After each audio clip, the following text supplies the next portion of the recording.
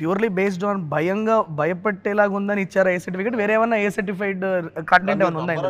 మీరు నంబరు మా సినిమాలో ఈ నగరానికి ఏమైంది కూడా ఉండదు.